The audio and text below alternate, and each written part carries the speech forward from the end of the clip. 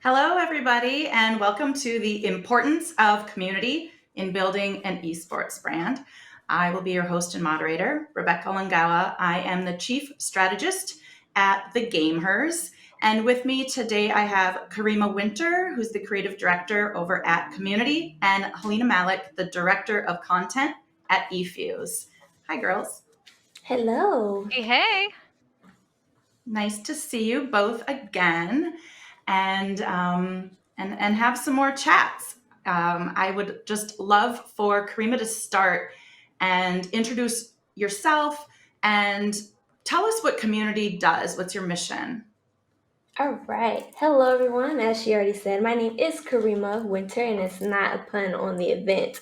I am the creative director for Cxmmunity, so I do handle everything like with social media planning and just anything that is content driven, just trying to find ways to bring our community together. Cxmmunity is spelled with an X, and that just is. It's our little spin on how we want to get everybody together because the X is on all different controllers and the keyboard. So that's like our way of saying, hey, all the community should come together.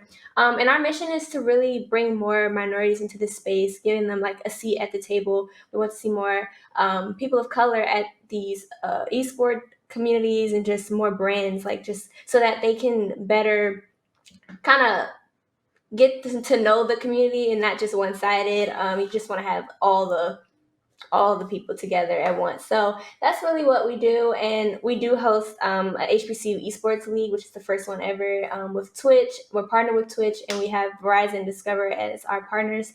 And it is a fun experience. We have an all Black women cast, and we just have HBCU students playing NBA 2K and Madden. So it's a great time. Awesome. Karima, for people who are listening who might not know, what is an HBCU? HBCU is historically Black colleges and universities. You'll find most of them on the East Coast. I don't think any are on the West Coast. So you'll know. I didn't go to one, but our founders Ryan Johnson and Chris PA did go to HBCUs. Awesome. And Halina, welcome. As the Director of Content at eFuse, share a little bit about what eFuse is doing to really kind of bring community together as a platform, and how has your role kind of come to life within that ecosystem? Absolutely. Well, our whole slogan at eFuse is a place where gamers can meet, compete, and get discovered. So really our whole mission are surrounding those three things. So first and foremost, we're a social media platform where gamers can connect, but we also host a ton of tournaments, a ton of events across a number of different titles. We also just acquired Collegiate COD, which is the official collegiate Call of Duty League, and we also have College Carball, which is Rocket League as well. We really do our best in the collegiate scene as well as the women's scene for esports. We host a ton of different co-ed tournaments, women's tournaments, to really get all of the women more involved in tournaments with high prize pools. So we throw $10,000, $40,000, $50,000. We just did a $110,000 tournament. So we're really excited to bring more titles onto our platform. But my role specifically as Director of Content, I lead two different teams, one being video content. So we have our video editors who are absolutely phenomenal, and then our written content team that does articles surrounding all these different game titles. So we're extremely happy to continue to grow. We're at a little bit over 700,000 gamers on our platform right now and growing.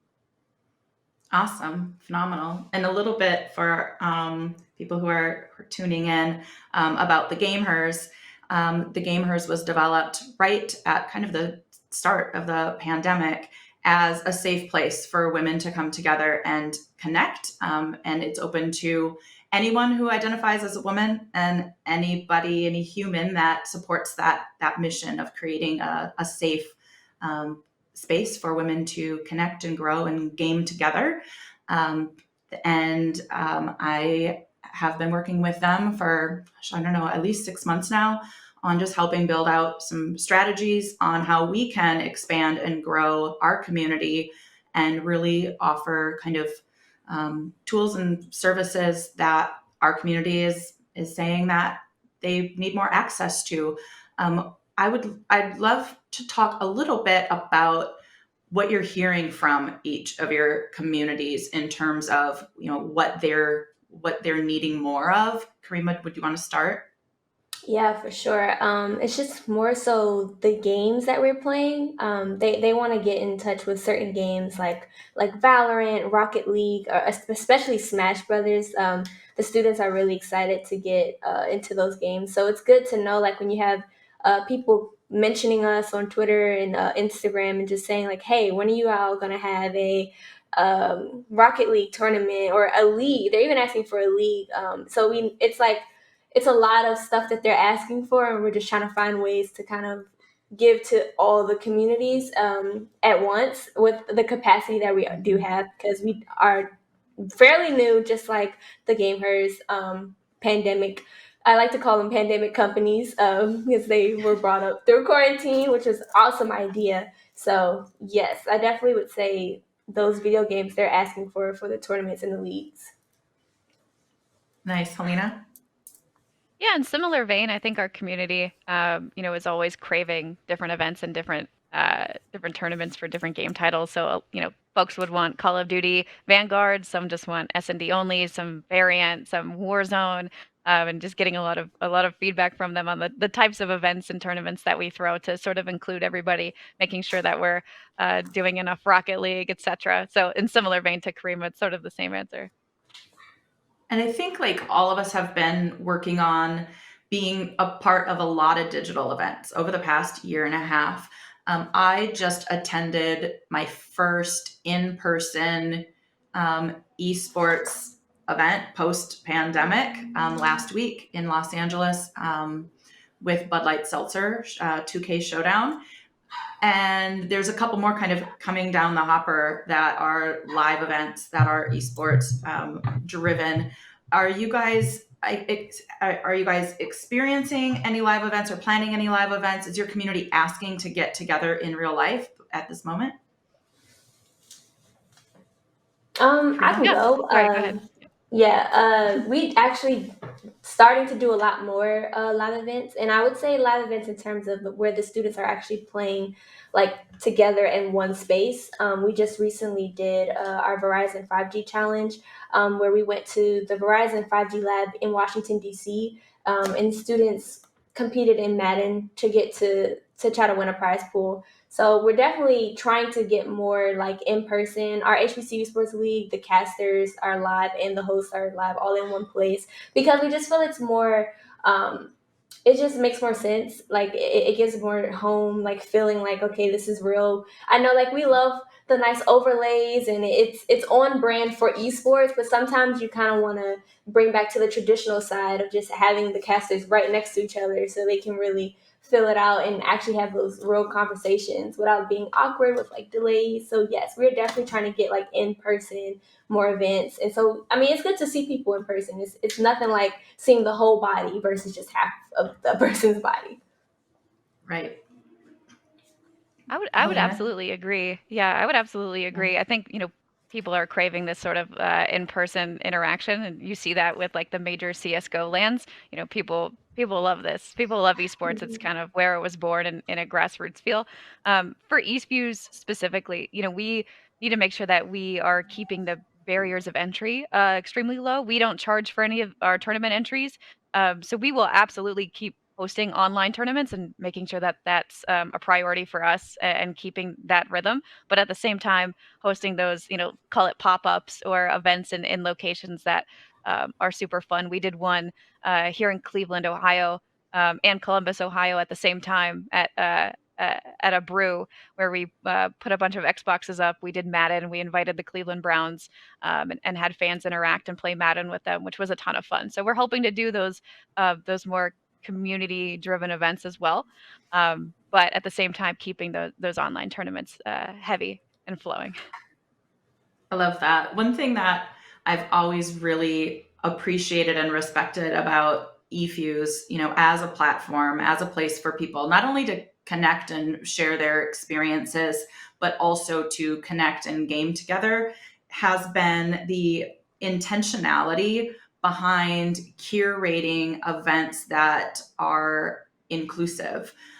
You guys have done a tremendous job with Women of the Arena, and with partnering on other DEI initiatives. Can you share a little bit with me about how that is continuing to evolve, and how brands and esports orgs and teams are starting to really get involved in that strategy?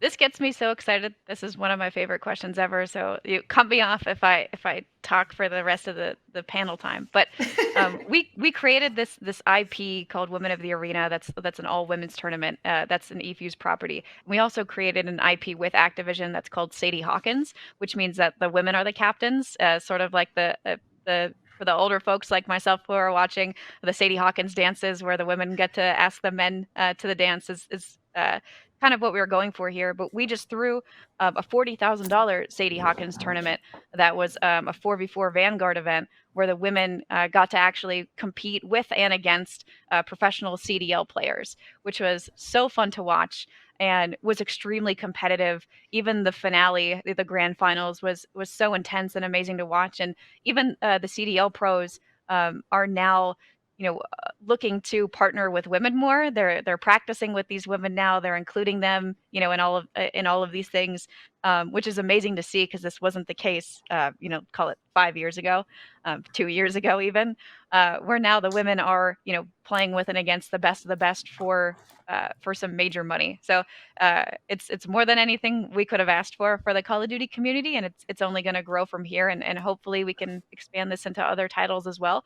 But I think that Sadie Hawkins property is awesome, and we see women like Smixy, like Overgirl. A lot of these competitors actually get signed to professional CDL teams as a content creator or a professional player or both. And we've seen a lot of CDL teams sign women, especially now because we're not stopping anytime soon with all of these prize pools. So it's definitely something that the CDL teams would want to get in on. There's a lot of selfish reasons there too for everybody, but I think it's so great to see all of these women really shine, and get some major contracts, quit their jobs, and now be full-time content creators.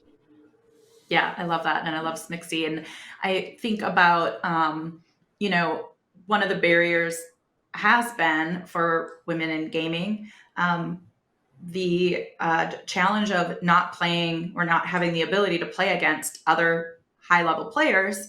You're not advancing, you're not honing your skills. You don't have, iron sharpens iron, as they say. So when you're being excluded, whether it's intentional or not, sometimes it is, sometimes it's not. When you're being excluded or not invited to play with the best, then you can't continue to grow to become even better. So I think that those types of initiatives that your team has built out, proprietarily, have really done exactly what you said. They've highlighted these top female athletes, and they're getting the attention, like with Smixy and version 1, to get signed with these pro teams as content creators. And that really leads me to talk about these orgs that are building diverse and inclusive communities, like version 1, which I have great extensive experience in partnering with version 1 and working with them. And I think, well, everybody in this session has works with version 1 in some capacity, which is really cool. I know that they've done Women of the Arena with Crocs, Halina, with your team, and that they're doing a major partnership with Community. Karima, can you tell us a little bit about how you guys are working with that org? Yeah, we actually are supposed to be announcing the winners of the scholarship we just had partnered together to do next week. So we did partnership on getting a scholarship, and then we're also actually hosting a huge tournament in the early next year, which I'm super excited about. Obviously, everything is still underway, but working with version 1 is awesome. They're always super fascinated about the stuff that we do, and vice versa. So it's definitely, especially with Brett, he's been a great person to work with on the team. And I'm just excited to announce those students. I know that when they get those scholarships, it's going to be amazing. They're going to probably be confused and excited at the same time, but yeah. That's awesome. What other orgs are you guys seeing that are being very intentional with building DEI initiatives? Halina? Definitely. My pick is XSET. I think their whole mission and everything that they're founded on, all of their ideals are DEI focused, which is incredible. But one of the fun activations that they do is they have a weekly content series, and before it goes public on Twitter or YouTube or for the masses, they give everyone in their community access into the Discord server so that they could watch it live before it goes out to the public, and they can have sort of a Q&A afterwards, which I think is really cool because it has it's obviously all free to enter. There's no sort of barrier there, but at the same time, you get that exclusive sneak peek, and it kind of leaves you coming back. You always want that sneak peek. I get to see it first, sort of thing. So I think what they're doing is absolutely phenomenal. Yeah, I like that. Creating special access, early access, special moments is definitely something that the esports industry as a whole gets excited about. Karima, what are some of the orgs that you guys are either partnering with or that you're recognizing in the space as really kind of becoming some of those game changers? Yeah, I have to shout out my favorite is Lost Tribe. They are a community that's focused on the Jewish community. So they're kind of they're like us, except they're just the Jewish community. We're obviously the Black community. So we love working with them, doing events. They're actually hosting 8 days of giveaways right now because it's Hanukkah, obviously. So Yep. like they're doing so much for their community, and their community is very strong. Like I've been through their Discord, and it's just, I guess, they find that this is a space for people who play video games and also share the same religion. It's like kind of something that they kind of tackle on and make sure, like, hey, this is a safe space for you to be in, and we know that you might experience some hate outside of this community. So if this your like Mecca, you can come here. Like, they Lost Tribe is literally, and they're also on TikTok. They're doing great. Like they capitalize on the what's the word I want to use, assumptions of this like community, but they capitalize on it. It's like, it's true. Like, they talk about the bar mitzvahs and all this stuff, and it's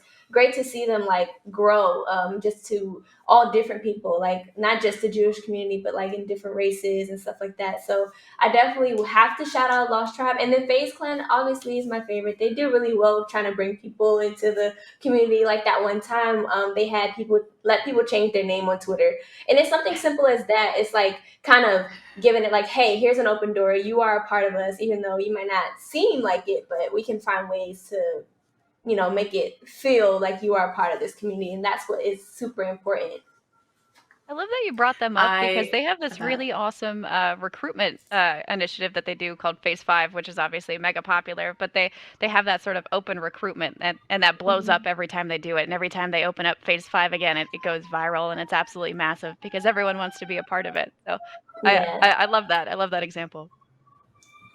That's cool. I know, I think BK was sharing an example at the Esports Business Summit, even taking it a step further. And when they're partnering with brands, that they are being very intentional about ensuring that the content creators that are being featured in brand partnerships are diverse.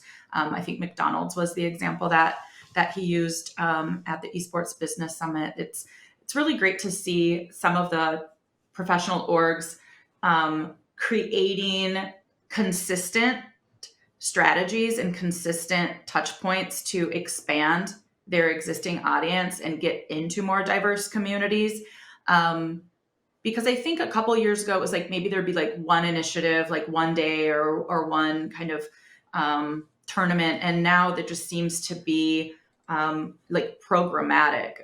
Halina, what types of strategies are you seeing on the content side that orgs are doing to reach more diverse communities? I think it's all about, like seeing people in the content that represents you, right? I think 100 Thieves does an amazing job of that in the content world where, it's not just all white men that are in videos anymore. Like you can actually see somebody who looks like you, who looks like me, who looks like somebody, um, uh, and you can kind of relate to that, which I think is absolutely phenomenal. But I think it's all about, just picking those actors, those people inside of the content that make sure that they represent the community as well. Yeah, that's a great point. Karima, do you have examples?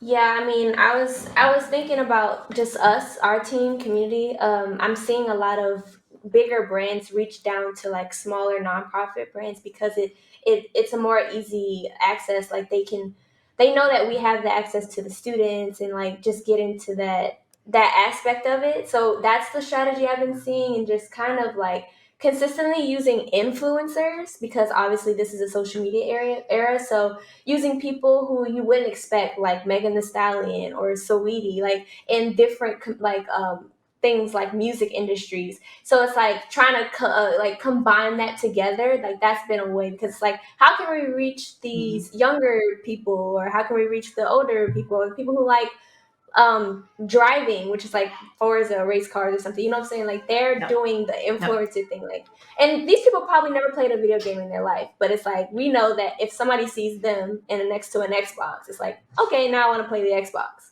like that. Right. Yep. Yeah, for sure. And I think, you said some of these individuals haven't played video games before, and I think one thing that we should definitely touch on is access, and access to gaming. One example that I will share is creating, like having orgs intentionally create spaces and safe spaces for communities that maybe those communities don't have the advantage of having high speed internet in their house, or they can't afford a PC, gaming PC, or they can't, they maybe have a very old school, out of date console and games to go where a lot of those kids are, like boys and girls clubs and YMCA's, and for the pro teams and orgs to really kind of go in and create access for those kids so that they have the opportunity. So, and in a safe place, because if you think about a lot of these kids, that some of them are still doing school from home, some of them are going to a school, but if they were to go straight home after school, there's nobody there, to be there for them. So they go into these clubs and spaces. And traditional sports has always been, I think, really paramount with like Boys and Girls Club and YMCA. We're seeing like a real uptick in getting them gaming, getting them into gaming, and the benefits of getting into gaming. What types of barriers, Karima, in your community are you guys seeing that that community is working to try to level set as well? Definitely, you spoke about access already, but that leads to interest. So not having the access leads to being interested in it in general. Like they don't know that building a video game might be interesting to them, because they don't even know that they can, because they don't have the PC to do it. It's like not being taught in the school system. So it's like what we're doing is to build these programs and like have these programs going on, so that we actually are giving them the education. So it's like, oh, now that I know I can do that, I will go and do that. But now we have to give them the things to do that. So now we're like trying to build out esport labs and make sure we're donating computers and laptops to the students, so that they can, maybe won't have the best setup, but at least they're starting from somewhere. So I know that our COO, our operating officer, he is definitely like really honed in on trying to make sure that these students have access. And it's starting from tangible all the way to intangible. So we're going all the way down to people below sixth grade. It's more tangible. They need the consoles. They don't have the Xbox or the PlayStation to play the video game. How could they be interested in video games? Then going into Mhm. college, like giving them access to brands like the gameHERS and eFuse, like having them talk to these people, interviewing these people, and letting them know like this is what you can do. You don't have to be a professional video game player. You can be a content director or a creative director, or you can be in marketing or numbers. We need financial people in this industry as well. So you don't have to go to Mhm. just a law firm or something. So it's like that's kind of how we're doing it, and it makes sense. It's just it literally is a step by step. You can't get here without having the access at all. So Right. Absolutely. And I think for all of us, we're all working in the esports industry, but the skills that we're individually bringing to the table could be translated in so many other industries. And I think it's really opening the eyes to young people that regardless of what their set skill is that they're going to really hone in on, that they could more than likely apply that skill, and those skills are very transferable into the esports ecosystem. So I think sharing stories and telling stories, which all of us do, is instrumental as well. Karima, if listeners, brands, orgs want to help kind of move that needle forward, I know Community is a nonprofit. How can they be a part of that movement to create more access and more education for young people through what you're doing? The first thing I'm thinking is just not just putting your brand on it, like not just slapping the logo on something, definitely being more involved. So if we're having like an event that's a conference, we would love for people a part of that actual organization to give us someone who will want to talk to the students, because we can talk about it all day long, but having someone actually up there in their favorite organizations, like if we could pull someone from FaZe Clan or pull someone from Microsoft to be like, hey, this is what I do on a day-to-day basis and this is how I got here, it's more meaningful. And I guess the kids actually go home and like, wow, like I really talked to someone from, I still do it now. We work with people at NASCAR or like stuff like, I'm like, wow, I can't believe I just talked to this person. So it's like, you can imagine me at my age and someone who's in high school, if they got this, opportunity with a bigger brand, I'm sure that they would love that. That's great. Halina, you guys have the For the Gamers Fund, and you're doing a lot in terms of scholarship building. Can you share a little bit about how organizations can get involved when it comes to that scholarship level with eFuse?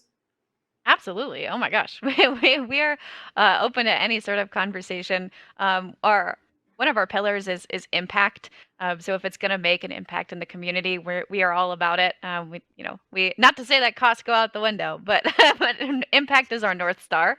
And we also believe in relationships over transactions. Are our two big sayings here at eFuse. So if it has to do with impact or a relationship building, we are all about it. Yeah, even if it means we might we might have to figure something out on the financial side. We're absolutely open to those conversations, and we're here to help. So. I love that. That's great. I know we're just getting down to the last couple minutes here. The next panel that's coming up is on collegiate esports and how schools can build esports teams that are really relative to all communities. And I'd just like to wrap up our discussion kind of leading into that, because all three of our orgs that we represent have collegiate strategies and collegiate divisions. Karima, can you share a little bit about what community, and you touched on it early on our conversation about how community is really impacting that collegiate space through that HBCU program at Twitch. Can you expand on it a little?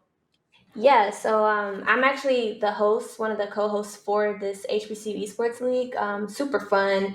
But what we're doing, we're just giving the opportunity for them to compete. Like it's almost like they're competing in a real league, except it's confined to you being a student at a HBCU.